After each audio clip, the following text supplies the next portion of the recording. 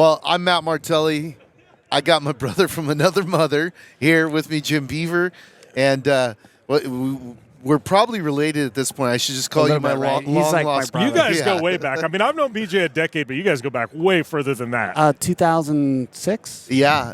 This is the Off-Road Racer podcast with the Jim Beaver Show combined. We're at SEMA. We're doing that more often than not lately, it seems like. It's fun. We're at SEMA. We're at the Rigid booth. So, it's going to be good. Hell yeah. This is dope. This is my first day of the week at SEMA, and I'm already seeing some awesome builds. There is some really cool stuff here. Yeah. But mixed in with the really cool stuff is some really bizarre stuff, right? Yeah. And it's this weird mix of like really cool stuff and totally disco stuff. I'm like, what were you thinking? I saw a Roadster, like, one of those, like, not like a rat rod. It had like dope paint on it. It had a small block Chevy. Right. With the headers coming out. And then it had a velocity stack, like dual quads. And then it had a big 671 blower on top of it. And then it looked like it had two more velocity stacks. And then the air cleaner, I swear that the entire engine package was like 5.5 feet tall.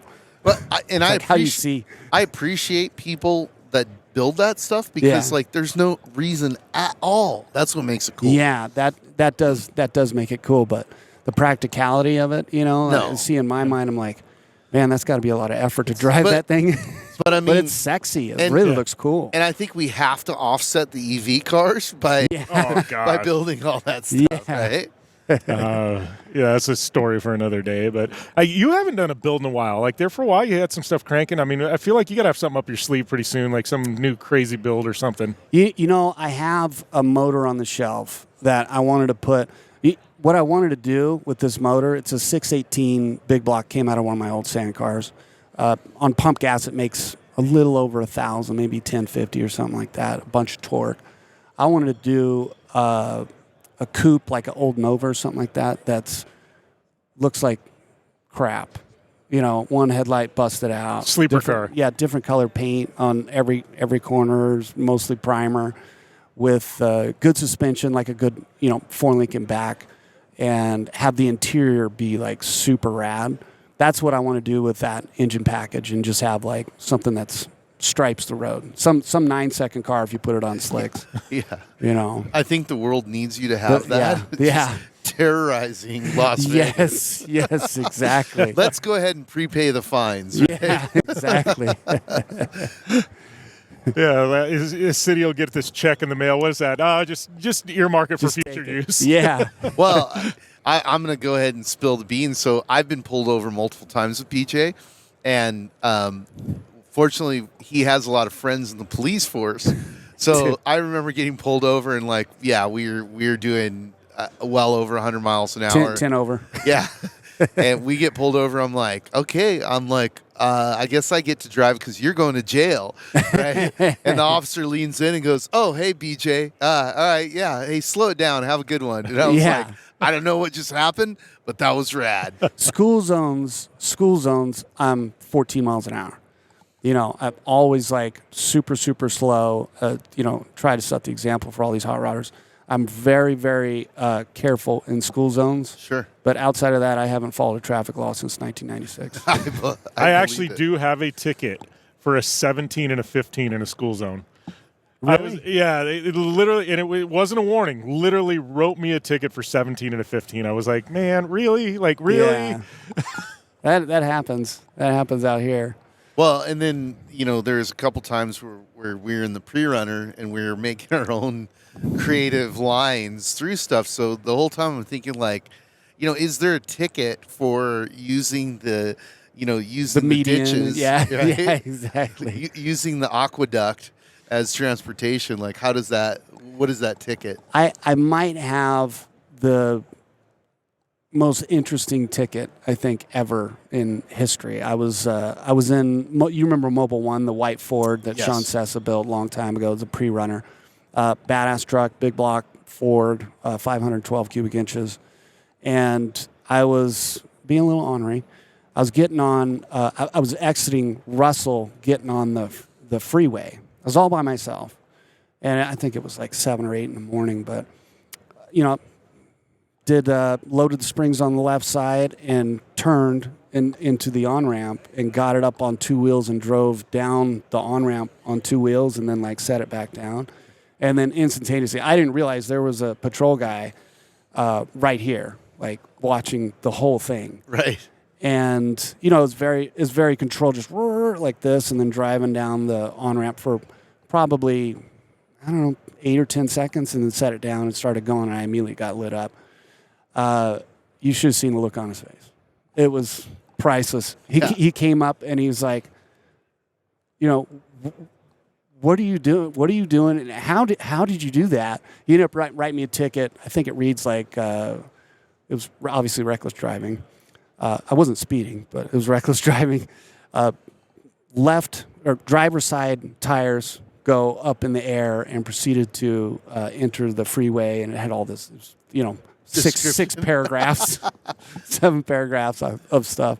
I still have it. It's mounted up in the shop. It's actually pretty cool. That just for all of our police friends that don't know what the term is, that's called bicycling. Right? Yeah, that's bicycling. So you could just write that on there. Right? BJ was riding a bike in a 7,000-pound truck. No, that's funny. I mean, we've obviously had a lot of good times together, and you know, it's always fun because, you know, part of being an off-roader is looking at everything differently and going like, okay, that's a jump and that's a line, and you know, and all that stuff. Just like skateboarders look at cities, right? Mm-hmm. And you've done a lot of that in your videos. Yeah, that's you know, I got credit where credit's due. And we were talking about it when we did the General Tire commercial a long time ago. Yeah, we wanted to, and you filmed the first Gymkhana. You brought it to me to show it before it was ever aired, right? Yeah. And you're like, you got to see this. This is crazy. This guy is, you know, saying, I'm going to slide the car sideways at like 130 miles an hour or something like that. And you were like, you're going to die. You're not even in a race car. It wasn't even a race car. It was just a car with big turbos and a wing on it. One of the funniest things is like you know, the car builder goes, yeah, we're caging it. And like, this is before like when I wouldn't pay attention to those details. And I thought, oh, this, you know, guy who's building the car for us is Kurt Crawford. And he's an engine guy. He's not a car builder, right? Yeah. And so, like, yeah. For our listeners, we have subject matter experts in powertrain, drivetrain, chassis, everything. Suspension. Yes. Yeah. It's not like one guy builds the whole car. No. No. And so, guy might know a little bit about the other, but they're specialists. Yeah. So day of the shoot, right? I look inside the car, and all it has is a bar across the top to keep the cage or for the whole car from bending. Yeah. Because the amount of horsepower, I'm like, oh, that's not good. Yeah. Right? So yeah, it was one of those ones like I just remember looking at Ken and I'm like, okay, I'm not sure what's gonna happen, so don't hit any of those lips because that'll likely send you into a barrel roll and you'll die. Oh yeah, 100%. You know? It was like, am I making a video for a viral video for the internet, or am I making a video for Leaky Gore? Yeah, you know, right? He's gonna be on Faces of Death. No, obviously you would never do that, but yeah, it was.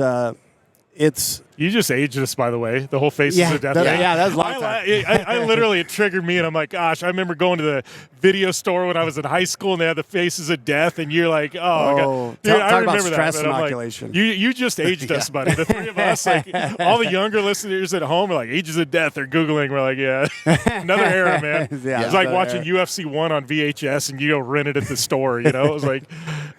He and you working with him and in this idea, like getting some type of magnetism to the general public, to motorsports. Like everybody that's a motorhead, we're all involved in motorsports. We love motorsports. We think it's awesome. But like I was saying over there, we want the single mother of 3 in Delaware that drives a Toyota Corolla that's a computer programmer to know who we are and think that it's cool. Yeah. Because, you know, we want to build our audience as much as we can and have successful motorsports career in whatever field that we're in, to have additional marketing partners that are fans of the sport as well and very passionate about it. So, yeah, that was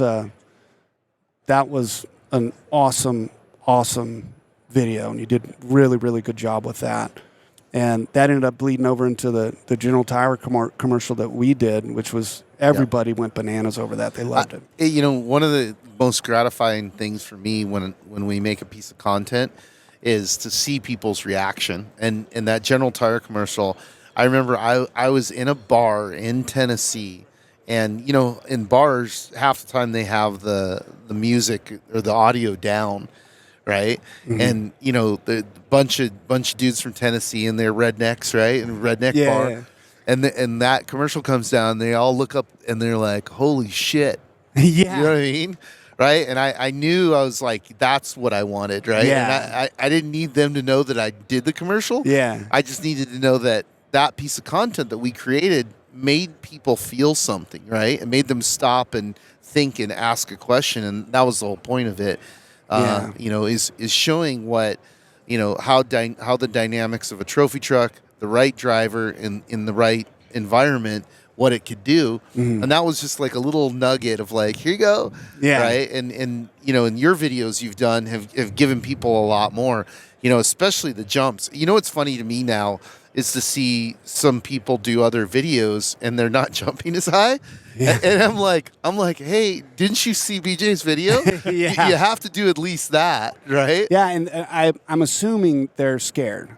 I 100%. Well, I think it's combination, because I remember when Bryce jumped, right? Uh-huh. And I was upset with Bryce and his dad because they were having issues with the takeoff. Uh-huh. And I'm like, you should have called me, because we know that, right? And we're very pragmatic about the safety of the drivers and how the vehicle suspension's going to unload. You know, that's very important, because it's going to change how the vehicle flies and then consequently how the vehicle lands. Mm-hmm. We have a lot of suspension. If you land correctly, you're going to be fine. Yeah. But if the, you know, in Bryce's case, the truck rotated forward and he landed on the front left corner, I believe. Well, it was a short course truck too, and they don't have near the wheel travel to desert stuff. Well, so, I don't think that's a thing. Not to interject, but so I mess with firearms. Obviously, everybody knows that. A 5.56 round is X amount of weight, right? You have, let's take this vape for example, right? If you throw this, it's not going to penetrate the atmosphere as well as this because of the mass. So doing a world record jump should be done with a 7.62 round as opposed to a 5.56. Yeah. That thing, what do they weigh, like 4,300? Yeah, they're light. They're very light. They're very fast, but in the air, being able to penetrate the atmosphere and have more length in flying through the air and have it less resistance. Because, I mean, I don't know how it was in his truck. I haven't specifically talked to him about that. Yeah. But my truck, like, slows down a lot when it's in the air for more than 2 seconds. Yeah. It's like... Feels like slow motion, right? Yeah. Oh, I'm up there for 15 minutes. It's terrifying. Yeah. Like, back to what you were saying about these, these guys might have some concern for what they're about to do. Like, don't get it twisted. I jumped over a train a year ago. That was not fun for me. Yeah. That was terrifying. Yeah. That was terrifying. And all the big jumps that I've done in the past and all the recoil videos, those were very, very scary. I was not looking forward to That's not stuff any you go out and, like, on a weekend and be like, oh, BJ's going to go out and have fun. We're going to jump over a train. Like, racing against your dad is something that 90% of the racers in the world will never get. I've accomplished everything I wanted to do, and now he's just like taking the reins. I want to be remembered for being a huge part of short course, not just racing, keeping it alive, helping it grow. If it comes down to the last weekend and I'm in it, the boys better watch out. No, when I have fun, they're about half that big. Yeah.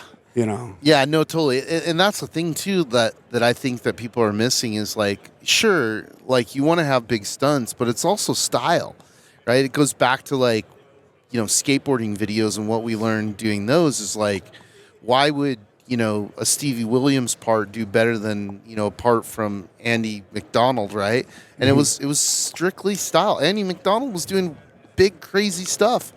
But, like, he just had a funky style, like what we called it, a stinky style, right? It's like FMX. Like, I enjoy the early days of FMX more because there was style. They'd throw a big huck, and it was like one big, beautiful trick. And now it's like I call it fucking karate. Yeah. You know, up there, I can't even tell you what the hell they did. Just arms, legs flailing and moving all over. Yeah. It's like, oh, we did 30 tricks in this jump. And I'm like, Yeah. but it was ugly. Yeah. Yeah. No, it's almost ruined. You know, it's called freestyle, right? Yeah. And now it's turned into almost Olympics,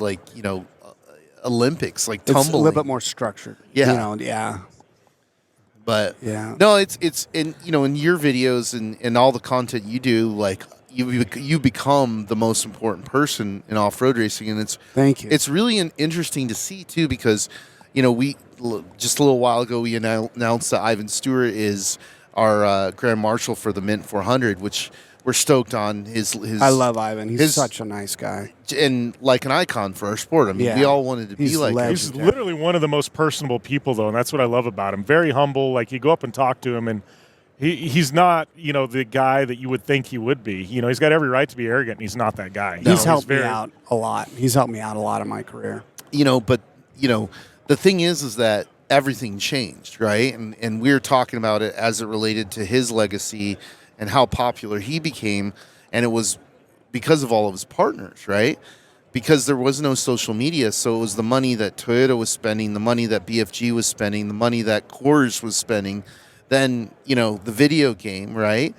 But they were really spending a lot of money to market off-road racing and the performance of their vehicles, and that was part of what created his legacy. You had that a little bit, but it was more you, right? Yeah. It was more like, especially the first video you guys did, it wasn't like you had a bunch of money to do it.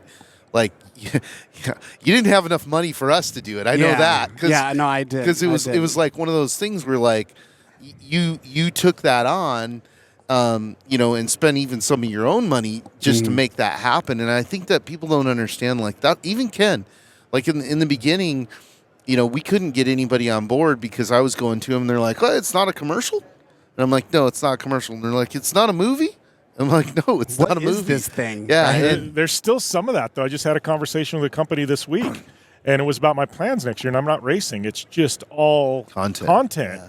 And they looked at me, and they're like, you're not racing? I go, no. And they're like, we're not interested. And I was looking, but you look at the company, and they're an old school, very, like, they don't get it. It's like content marketing. No, we want to have our logo on a race car. And how many people are going to watch it on TV? Yeah. Yeah, 100%. Yeah, it's interesting. I mean, especially when you can see the success, right? And this is what I don't understand is, like, all they have to do is copy you, right? Yeah. And Copy paste. they'll get at least a percentage of the success that you've had. Yes. Yet people don't do it. Now, I don't know if that's because they're lazy, they don't understand it, maybe they don't have the right partners, but this is the quote from the other podcast. I need 100 BJs, right? It's true, and it's funny because we've learned a lot of things by measuring our social media via Hookit. And a few years back, we measured the Mint against the Long Beach Grand Prix, which I'm like, yeah, we're going to be a fraction of that. Well, that wasn't true because we had been on our social media game. So our numbers were way better. And then you looked at our athletes, and they were on their social media game. And then you looked at our spectators, and they were on their social media game, right? So that cumulative number was huge comparatively, where IndyCar at the time had relied on television, right? And they're like, we're on this channel and this channel and this channel. I'm like, that's cool, but nobody's watching TV. Nobody watches TV anymore. So, what would you say to people, that are trying to come up, What would I say? Yeah. Well, you gave me the best advice that I can't say on camera. You know exactly what I'm talking about. What I've tried to do is be very transparent in how much I love and enjoy the sport, as well as exhibit how amazing the sport is. You have a couple $1 million in the development and design of all these trucks. Who knows how big that number is over the course of all of the teams, all of the years. But I think we're very, very passionate about how we put these things together, because our rule book is one page. It doesn't look like 1,500 pages like stock car or right. Indy or Formula One. And so we can build whatever we want. And it's the only form of motorsport where you're dumping a bunch of development, dumping a bunch of blood, sweat, and tears, a bunch of funding, and the vehicle doesn't accelerate well, slow down very well, and it doesn't like to change direction. Right. Like that, and that's supposed to be a performance vehicle. So it's hard to translate why they're so amazing, especially since the only way to really view it on a race is from helicopter footage. So helicopter footage, makes everything look small. Yeah. And the best way to explain it, like the best performing off-road vehicle that you can go to a showroom floor and buy is probably a T-Rex or a Raptor R. I would say a Raptor R is probably a little bit better. I have a T-Rex right now, and it's fantastic. But I would say they've got more time in that Raptor to develop it to do what the consumer would like it to do. They want to feel like they're kind of in a trophy truck, right? It's almost like a trophy truck. So I commend Ford in designing that and producing that vehicle because they've done a great job with that and a great job at getting that attention. But back to what I was saying, as it relates to our vehicles, the best way for me to explain why they or how they do things so well, because 1,000 horsepower, right? My T-Rex outside will smoke my race truck in a drag race. I've done it before. It will kill it. If you take a Raptor down my test track, I know we've talked about this before, it's about a mile long, it's all really big bumps. As fast as you could possibly get it to go is probably 26 or 27 miles an hour. Yeah. And I go through there at 118. If you entered those bumps in a Raptor at that speed, it would explode. Yeah. So they're very, very special because of the dynamic. They have a fifth dimension as it relates to how they perform that no other race car has. That's why I love it so much. We only get to see the same corner, even in a lap race. We see the same corner maybe 3 or 4 times. Where in road racing, you're going to see that turn 3 70 times. So we have to do everything right. It's more demanding, in my opinion, than any other form of racing. I haven't been in an Indy car. I don't fit in it. But I think it's more demanding than any other form of racing. So not only from a vehicle standpoint is it incredibly impressive, in my opinion, more impressive than any other race car on the planet, but from a human performance perspective, as it relates to the demands, for the 1,000 to drive the whole way. I know everybody has like 2 or 3 drivers now, but I used to do it on my own. Right. It's more demanding than any other form of race in the most brutal environment possible. It's 120 degrees in some sections. And from an equipment standpoint, you got those 3 ingredients. Nothing's more demanding than having the wheel bounce off the ground and go from a speed of 80 miles an hour to spinning to 125 miles an hour and then recontacting the ground. That produces a significant shock in the drivetrain, and that happens 8 or 10 times a second. So there's all these different ingredients in our sport, in our world, that I think are just so special. And to answer your question, I've tried to make that visible because it's visible to first row. I say first row, like everybody that races. Everybody sees how rad that is. Right. It's visible to second row, everybody that's a spectator or people that work on the teams. It's visible to third row, spectators that, will go to Baja and see a race. But I want to grab the attention because I love it so much and it's so special. I want to grab the attention of the people in the second row, the single mother of 3 in Delaware. Totally. No, and that's where the content comes in. I mean, that's where it comes in. That's the interesting thing is like, there's people within our sport and our culture that are really good and they win consistently. Like I was explaining this about Kyle Jurgensen the other day. It's like Kyle's, a silent killer. The challenge is that nobody knows about him even in off-road racing, let alone outside of off-road racing. He's camouflaged. Yeah, so that's, and it's weird because it's also a generational thing. Like the older generation, like being public about your accomplishments, boasting about yourself wasn't cool. Yeah. Now that's switched, and frankly, there's a lot of people who talk a lot of game and they don't back it up, right? Yeah. But you are a good example of somebody who's done both, and even in obviously we had a long, great relationship with Ken Block, but that was always the thing with Ken that bothered him and it bothered me was that by the time he got into rally racing, he was too old, right? He was really too old to be a. He didn't have that foundation of hours. No, and now so being able to build the content and then back it up with race wins, like that's the magic formula. But there's people out there that are winning and they're not even talking about it. They're like, they barely did a social media post. They didn't do any content. They didn't do a press release. They don't have a website. I also think, like, and I look, this actually goes back to Ken and BJ and a few things, but I'm going to go full circle here. It's like when, I was telling BJ earlier, first time I actually really met BJ was Las Vegas at the Speedway. Ken Block had invited me out to, to a GRC race at the time. And BJ came out, and I think he had the Dodge with all lights at the time or something like that. And he always loved Loki. He wanted me to bring Loki out. Yeah, but I was there, and I was kind of invited out from Ken, and this is before I started my show or whatever. I mean, I really wasn't doing much video. I had a trophy truck in the garage, but I wasn't really racing it, doing much. And, and it was like I looked at what BJ was doing, looked at what Ken was doing, and I had probably a 20-minute conversation with Ken that changed my life. But it's like BJ runs his program as a business. Yeah. Ken ran his program as a business. The content's a part of it. The social media is a part of it. The winning on BJ's side is a part of it. But it's a business. And I think a lot of these guys in our sport, they're independently wealthy. They don't need to market themselves. They just show up. Most of them. Yeah. You know what I mean? They show up, and it's their kind of getaway. It's their, they could be doing anything in the world they want to. They choose to go out and race. BJ has taken this stance. This is my business. This is my life. Yes. And there's some authenticity to what he does, but he also, every move you make, there's you got to make a business case. If you're going to spend money to go here, there's got to be a reason behind it. Yeah. Sure. And I think that's kind of one of the things that separates BJ is he was one of the first people of the social media era to go, all right, I'm going to make this a business choice.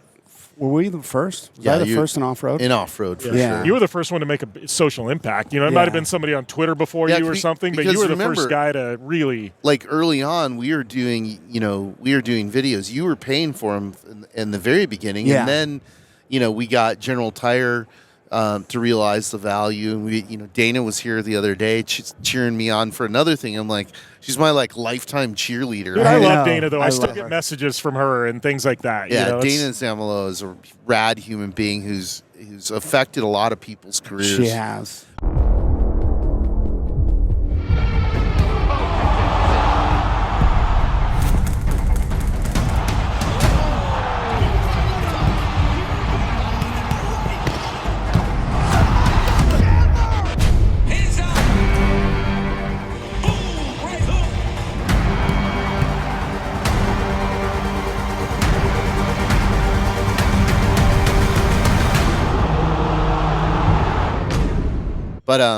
But yeah, that was the thing is I was like, look, we gotta, it's cool you're doing well, but if we don't tell people what you're doing, nobody's gonna care. And we went through that same process with Ken and with Rally. And what a lot of people don't know is that, Jim Connor was born from the idea that we are trying to promote Rally, right?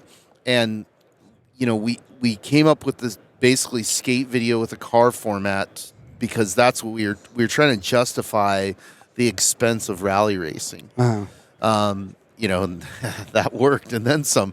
But, that's the point is that, you can't rely on the promoter. You can't rely on, the sponsors. You can't rely on anybody. You have to be in control of your own brand and your own destiny. And you're going to have to do work doing it. And it baffles me, though, today. It's like I'll talk to people and I'll go, hey, yeah, what do I need to do? Okay, you need to do this. And they're like, wow, that's expensive. I'm like, you're willing to buy 4 extra transmissions that are way more expensive than that, but you're not willing to spend money on your brand. I go, if that's your choice, you've just hung yourself, Yeah, and I think an additional problem is, I understand everybody loves the sport, and some of the hobbyists that are in here that are racing, there are a lot of them that are very good. Yeah. They don't realize that there's a certain amount of value to the neighborhood, so some of them will put, branding on their truck and do a little bit, very little work in marketing and have give this company a lot of exposure just so they look like us. Yep. You know, just so they look like you and and it hurts me. the process. It hurts us so much. Yeah. You know, there's a tremendous amount of value in there. Put the effort into, you know, saying, hey, I'm going to do X for you for, you know, for Y. If I was independently wealthy off of another business, you know, I would still race a trophy truck, but it would be all black. Yeah. You know, I wouldn't have anything on there. I agree, but conversely, I think it's also the responsibility of the brands to look at, you know, who they're sponsoring and go like, you know, sure, it feels good to have a big giant logo across the truck. Yeah. But what's that really doing, right? Yeah. And it's doing harm. Yeah, but it's not really gaining the brand anything, you know? And, you know, back to content, it's like I see a lot of brands, you know, they're like, well, I sponsor all these guys and we expect them to just do all this content for us. Yeah. And I'm like, that's not a marketing plan. No. You know what I mean? Like we were talking about earlier of like, you know, this goes all the way back to skateboarding days of helping, you know, launch and build Osiris shoes, right? We didn't have the best skateboarders. I had like really in the beginning, like not even a B team, it was a C team of skateboarders. But we knew if we cut the team down and we focused on reinforcing the marketing, you know, behind that group of 5 or 6 guys, that they would become important characters within skateboarding, and that worked. It worked so well that everybody was mad at me. They kept coming over and going, you know, that guy's not very good. And I'm like, it doesn't matter. It doesn't matter, right?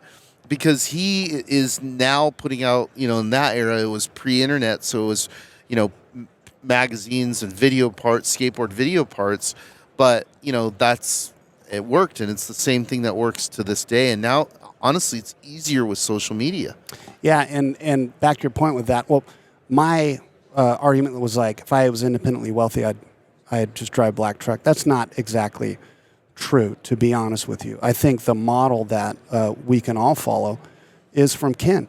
You know as well as I do, when Ken first started racing, he sucked. He didn't have any natural talent. No. He wasn't good at all. Yeah. He couldn't pull out of the driveway without hitting the house. Yeah. You know, but he did a substantial amount of promotion of whatever brands were willing to work with him and the series and the car, and he put the work into himself to become a good driver, an intermediate driver, very quick, and then he became very good later in his career. That was one thing too, like in giving Ken credit for many of the things that he's done, but the mental and physical development that he did, and he did that himself. Yes. Right? Like, that was remarkable. I still to this day, you know, I try and explain to people like, you know, the before and the after, and you can't unless you were there. Yes. And, you know, everything from diet, like he took it very, very seriously. And, you know, and he developed himself as a driver, as an athlete, to the point where, you know, it was really impressive. Yes. You know? Yeah. And he's a perfect example of what, you know, all these guys could be doing. He was independently wealthy, having his business in DC, and he started. That's like the platform that all these guys that come in and they can fund their own program because of their business relationships over the years. That's exactly who Ken was. He didn't he wasn't very good in the very beginning, but he wanted to be, and he put the work in. He put the work in, which we don't have that in the off-road racing industry like I'd like to see. No, it's not as common, but there are some guys, right? Yeah. And I think that that's becoming more of a thing, right? And there's a type of personality that this sport attracts, which is beautiful, right? Because this is not easy, right? No. And just like MMA, you're going to get punched in the face. Yes. And you're going to find out really quickly what you're made of, right? Yeah. And, you see it when these guys come in and they expect to have immediate victories, and they spend 2 years getting it handed to them, and they're still here. They're still fighting for it. Like, I'll pick on Kevin Thompson, right? Like, Kevin Thompson's a good racer, right? Mm-hmm. He's an excellent racer. He hasn't gotten the victories yet that he deserves because of a whole bunch of reasons, but he will. And he's like one of those guys who's like, he's going to get it, and then he's going to win a whole bunch of races, right? Yeah. because he's willing to, work hard to improve himself, to improve his team, to improve his mind, to switch vehicle platforms, to do whatever it takes to, to win the big races. And I have no doubt that, the team of him and Harley Lettner are going to have some big wins. There's a lot of guys like that. I mean, we could go down across the board. You look at a guy like Adam Householder. Adam had some struggle bus years, hard. Definitely. Now he's starting to run up front, and he's put in the work. The family has, and it's like, but they're here year after year after year, and it's like, this is a sport where you've got to put in the effort. You've got to put in the sweat. There's, I don't know of anybody that's gone in right away. I mean, and just done really, really well. Maybe a guy like Nasser, didn't he do really well at Baja the first year? But it's Nasser, you know what I mean? And he's got unlimited he didn't just funds. Enter. Yeah, he's got substantial amount. But I'm experience. Just going. I don't know of anybody that's actually come in and be successful right out of the box without putting in the work. Right. Yeah, it's the Nasser thing's interesting because it was like, I didn't expect him to do that good, but he also had, the guidance of Jesse Jones and a perfectly prepped truck, right? So there were some things that he came into as an advantage. It wasn't like, somebody handed him some hunk of junk and went, good luck, dude. Well, he had so much history in motorsports and doing Dakar. Yeah. Nasser is a gangster. Yeah, he is. Like, that dude can drive really well. He's, with a little bit of work, a little bit of time in this form, he would be incredibly hard to beat. He's a very, very good driver. I like Nasser a lot. No, and it's funny. So I'm going to tell the story how we met him, and so like going back to talking about Ken. So Armin Schwartz tells me about this idea he has of this thing called Power Days, and it's going to be an exhibition in Germany. And I'm kind of like, okay, dude, whatever. Like, this is not going to be easy to pull off. And, a couple of years go by, and he goes, I have a guy who's going to finance it, and we're going to make our money back on ticket sales. I'm like, I straight up told him, like, you guys, you're going to lose your ass. But if you want me to help you do that, I will help you, right? So I go around to all the trophy truck guys. I'm like, come on, we're going to do this. And, of course, everybody's like, dude, you're on glue. Like, I'm not going to load my trophy truck into a sea container and send it to Germany some race. And, I think I got 100 people that said no. But I got 4 or 5 people that said yes. And BJ was one of them. And it was funny because I was also selling it into Ken. And Ken was like, I don't know. And then from Armin's side, I'm like, we got Gigi Galley confirmed. And I'm like, Gigi Galley's going to be there. And I remember sitting with Ken and showing him Gigi Galley drifting in Monaco. There's a real famous clip of him just savaging these corners, right? And, and then other stuff that Gigi always did, just showing off, opening up the door and waving at people during a race and stuff. But he goes, okay, I'm in. And I'm like, oh, we got Petter Solberg, right? And so everything started stacking up and snowballing. It became this thing of like, oh, I'm in, right? And I kept telling, Ken, like, oh, I need you to meet BJ. Like, he's somebody that, you guys could work together. And Ken's like, whatever, like, okay. You know what I mean? Right? And then we get to Germany, and what people have to understand about Ken, though, like, giving context, Ken is the most introverted human being on the planet. He's not this outgoing guy. Like, how so? What's it? Yeah. But no, like, behind the scenes, like, he was very introverted. So it's like, he passes stuff off, but it's like Ken, like, very scientific brain. He thought things through. Like, he was just, you see this big guy that was on social media. That wasn't Ken behind the scenes. No. So it was funny. So, like, we all roll to Germany, and we're all, none of us really know what we're getting into, right? And, we get there, and the sea crates arrive, and, we're 40 minutes outside of this town that we were staying in, which was basically a castle, right? And it's beautiful. It's the border of Poland and Germany. And one of the first things that happened is we had to get the truck out of the sea crate, right? And we fire the truck up, and the truck had been, they'd greased it down so it wouldn't rust. Yeah, all trans fluid on it. So it's just nasty, right? And I can't remember, it was you or Johnny was in the truck. I think it was you were in the truck backing it out.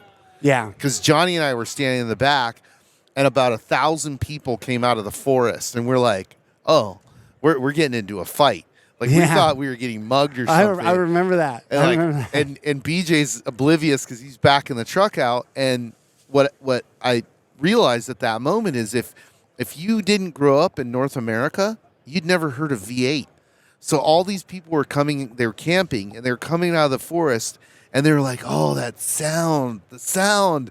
And I'm like, I'm standing there going like, what's going on, right?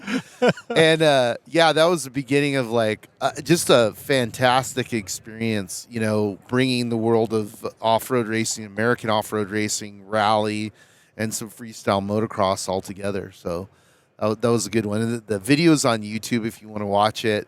But we had a lot of good times. We you know what we need to do is to take all the outtakes that we didn't put in of us driving on the street. And stuff. And relaunch them. And just push those out so people can see that stuff. Remember the Autobahn? Oh, yeah. I tried to get that BMW. Couldn't get the BMW. We were doing 104 on the Autobahn and getting passed by guys in like station wagons. Yeah, like with like a button-up shirt on the back, like hanger of the, and they're going 145 miles an hour. Yeah, like eating a hamburger, you know. Yeah. No, and so Nasir was there. That's where you first met him. Yeah. You know, Ken was there. Petter was there. There's a bunch of people there. Robbie Pierce was there. Actually, one of the funnest times I had was going out drinking with Gustavo Vidolsla, right? He's a very button-up guy, but we broke him. We got him to break loose on that one. That was really cool. Yeah, he's super cool. I love that family. They're pretty cool. That's awesome. Yeah, that was a good idea on Armin's part to just. It was, you know, all of a bunch of different vehicular forms of motorsports interacting and connecting, and I think it helped us get a lot more exposure. And that cross-pollination between the rally fan and the off-road fan and the off-road fan that, you know, gets interested in WRC and motorcycles and stuff like that, I think that was very good for everybody involved. Listen, I'm straight up on bias, right? And, you know, I look at it and I look at all these other forms of motorsports and I'm like, that's cool. It's cool, right? But I'm like, we're Metallica, man. Like, we're going to show you shit that's going to blow your mind. And once you come over, we got you. You know what I mean? Exactly. So as much as we can do that, I want to do that more. In fact, I was just talking to Jared Deanda here about, you know, getting a few people to go over to Goodwood with us and, you know, being part of the main show, not up in the off-road area. I know you went there before, right? I did. I went there in 2000. I think I went there in 2012. It was a good time. Yeah. I mean, for a trophy truck to get your trophy truck up the driveway like that and drift through all those corners when you haven't seen that before, that was very hard. That was you know, pretty nerve-wracking when all those guys have been up there several times. So you got to get with the program and put on a show for the fans pretty quickly. And luckily, I was able to do that. I think we did some stuff on an off-road course there as well. Didn't we? Yeah. Well, they have like the slow, crawly off-road stuff there. Yeah. You know, and what I've been talking to them about is like, you know, we want ramps and some artificial whoops so we can show them what our suspension does. That would be great. Because that's the thing we want to show them. Because when you, like you were saying earlier, it's like when you're comparing our trucks to, you know, the supercars, we don't hold a candle to them, right? No. And like ours sound cool, but like when I was there and it was I can't remember which supercar it was. But it was the sound of that thing it was screaming. It just sounded like it was going to explode. Yeah. You know, and you couldn't ignore it. You know, when they fired that thing up and started taking it up the driveway, it was like, what is that? Yeah. Oh, it was a Koenigsegg. North America and Europe are such polar opposites when it comes to vehicles, though. And you look at like statistics on, you know, truck and SUV sales, and, you know, it's going to be like 70% of the market in the next 2 to 3 years. And half of America is going to be driving a truck, and then you look at Europe, and it's like trucks, and even like in trucks, I don't even mean trucks in the general sense of our trucks because those aren't even available over there. It's like it's just different demographics. Sure. Like, you know, it's, you know, they're all about cars and performance cars. Trucks and the stuff we do over here, it's foreign to them, literally. Yeah. But I think that's what makes it so special. It's like, you know, the whole EV thing, like everybody's like, well, aren't you afraid that that's going to wipe out off-road racing and blah, blah. And I'm like, no, actually, I think that, you know, there could be an evolution in the future where that's one of the only places where combustion engines are allowed, right? And that makes it that much more special, right? Off-road and NHRA. Yeah, that's fine with me. You know what I mean? Like, so, I think that the future, there's a lot to be figured out, and as we're learning now that there's a lot of stuff coming out that maybe batteries aren't the best option for the planet and everything else. Yeah, I was joking around about that. They wanted me to like go up and talk at Nitro Rallycross. I'm like, dude, you don't want that for me. You don't want that for me. No. I was like, the first thing I'll say would be like, oh, this is an interesting day. It's funny, we used to race cars that burn gas. Now we race cars that burn coal. Yeah. Well, and they've Right? struggled. Totally. Like their whole switch to EV, it's struggled. Yeah. The manufacturers aren't really involved anymore. It's like, it's just weird. Like, and I used to love Rallycross. Oh. I mean, you hear Those those cars things were screaming, so badass. 700 horsepower and just popping at the start line. And now Spitting it's like, fire. it's silent. Yeah. All right, Chase. Number 23. It's 2023. This championship's yours. Let's show these guys what's up. Easy, boys. It's not over yet. Big dog still gotta eat. Whatever you say, big dog. Seriously? These fools think I'm fried? They know the deal.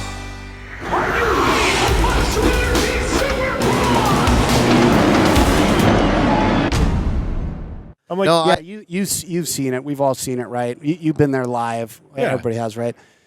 You had acoustic impulse, like Yep. response, in biologically, which was really cool. That's a dopamine and serotonin dump. Then you have visual, impulse, dopamine and serotonin. They fucking do awesome stuff. Sorry Yep. for my language, but and then you have all these other things that are involved in motorsports that make them special. They don't sound like regular cars. Right. They sound like an angry beast under the hood. Yeah. When you have a $115,000 1.8 liter engine, right, with 30 pounds of boost. With the EV cars, I remember walking in the pit. It's very, very easy to get run over by a car now. Yeah. Because you can't hear them. Yeah. The only thing I hear is gravel hitting the bottom of the car, and if you're all the way up in the top of the stands and you're looking down, there is no difference from watching that and watching an RC car race 10 feet away. Yeah. that's like I was at Mount Washington and they'd run the electrics up there and they've got to have sirens on the car. Like, it's this weird like sound, you know what I mean? Because the cars go up the hill and somebody might be crossing and you can't hear them coming.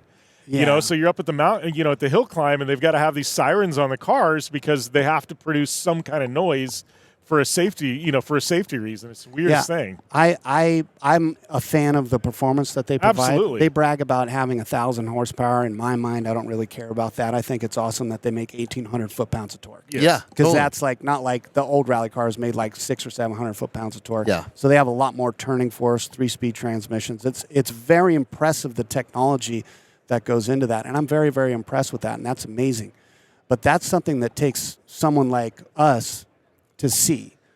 So I don't quite understand how they're getting the single mother of Delaware to think that that's cool when they're not running a car like any other race car that moves forward based off of a series of controlled explosions. Yeah, it's not. I mean, let's be honest. I mean, I love Travis and I love Rally, but like, I've gone to it and I've looked at it and I went, no, it doesn't do anything for me. And we're trying to be nice, right? I don't want to throw too much shade. We're trying to be objective, Yeah, right? okay. And again, the first thing I'll admit is I'm biased. I am selling a drug, and my drug is off-road desert racing, right? Mm-hmm. Which is V8s, now big blocks, and so but we have other classes, and we're open to EVs racing with us and all that kind of stuff. But I'm under no illusion that that's going to attract a bunch of people to watch it as a spectacle. Like, I learned the hard way, years ago when I go in to pitch people in off-road racing. They would go like monster trucks, and I'm like, no, not like a monster truck. It's a trophy truck, right? And it used to piss me off. But after a while, I'm like, you know what? Yeah, it's like a monster truck, because it is, right? And if that's the reference point that you're working against, like, what is the conversation you're having about an electric car?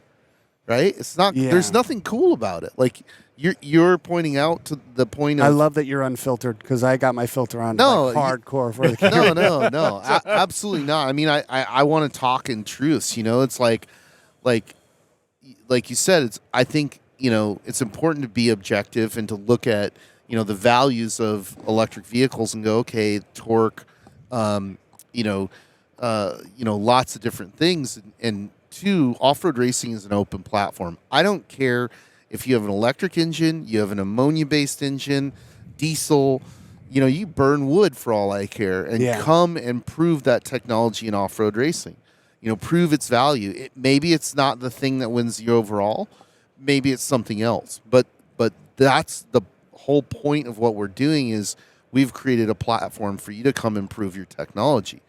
But I'm also not going to be like, I'm not going to pretend that like that's going to change the world, in terms of getting people involved. It's the opposite. I mean, to your point, a couple of years ago with the rally cars, they were radical. Like, I remember. Wow, it was awesome. Yeah, I remember bringing people to those events. They raced at the parking lot here across the street from SEMA at one point, and it was, standing room only. Yeah, and so I'm a rally fan. I'm the guy who did the film to bring everybody into rally, right? Yeah. Like, it doesn't get more rally fan than me, right? So, but I think there's just realities to what works and what doesn't work. Yeah, 100%. It is a challenge that they're going to have to overcome if they want to continue, racing battery-powered cars. And like I said, the performance is amazing. It's amazing. I've driven the Tesla. Have you driven like a Plaid? Have you driven a Plaid? Yeah, they're crazy. Yeah, they're well, I don't know that I can say that because to be honest with you, I was not that impressed. Really? It moves. Yeah. It moves, but it doesn't, the vehicle itself, you don't really realize this. Maybe you guys can relate to this. It doesn't have its claws in you. It was too like comfortable. I feel that way about performance cars in general, though, and it's like it's just because you can doesn't mean you should. It's like even the move away from stick shifts.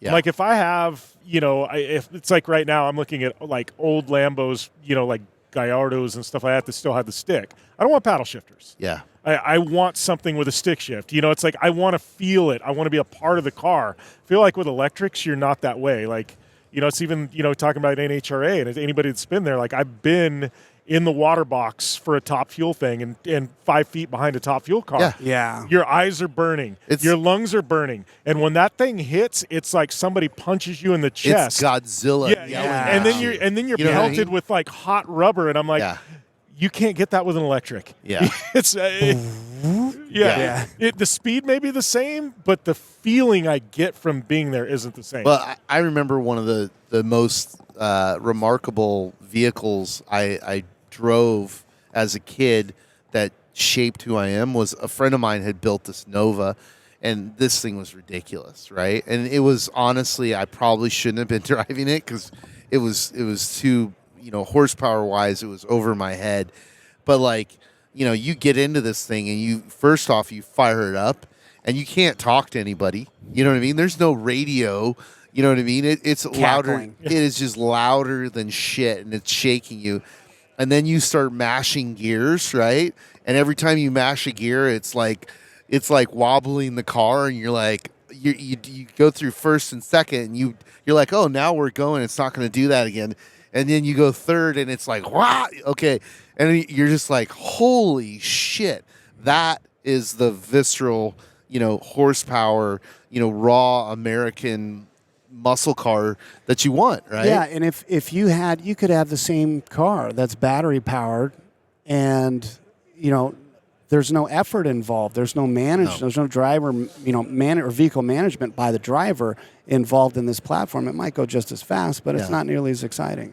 Yeah, I remember that was when I began understanding what traction control was, because this car had none, and it was like if at any point if you were accelerating wrong, you were going to lose control of the car, right? And that was like a very eye-opening experience of like what a car was capable of, right? Because up until that point, I've driven cars where I'm like, yeah, you can mash it, shift, you're going, and this was like, no. You better know what you're doing and where you're at, otherwise you're going full spin, and you don't know where you're going to end up.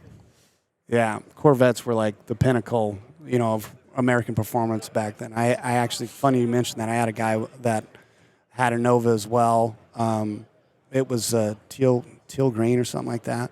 Didn't particularly like the color, but it was the same thing. It just striped the road. It was like no match for a Ferrari or a Corvette, back in the day when I was younger. And, a Corvette, you hit the gas, you open the butterflies, the thing would lay rubber for like 20 feet, shift in a second, it's hooked up and it's leaving. And with some of the older cars that, like, I don't know what motor he had in his, but this one was a 416-inch small block, I think. And it made a bunch of power. The car weighs nothing back then. Those cars didn't weigh anything. Yeah. They were like 2,900 or something like that. He had all the interior ripped out of it, and it would stripe the road for as long as you can see it, and it needed drag radials to get appropriate traction. But, yeah, there's something to be said about that. If you go back to the root, like the root cause of the interest in the sport, right, is the excitement. That's exciting. Plugging your car into the wall is, the performance you get from that. There's no effort into managing that vehicle going down the road, because we all know, like, that car doesn't even need you there. You do some kind of programming, it drives itself. Well, I'm going to go all Joe Rogan on you, but it's violence, right? Yes. It's somewhere. Vehicular violence. It's somewhere, inside of our DNA, we're attracted to this. We need this, right? And, for whatever reason, but like maybe it's because, our genetics are on a 2,000-year lag, and our ancestors right now would have been preparing to go to war, and that's, part of our DNA, and our way to reenact that is, off-road racing, is by strapping ourselves in basically what is a bomb. Yeah. And going, I'm going to control the explosion just long enough to go that way and this way and hang a right and a left, right? Yeah.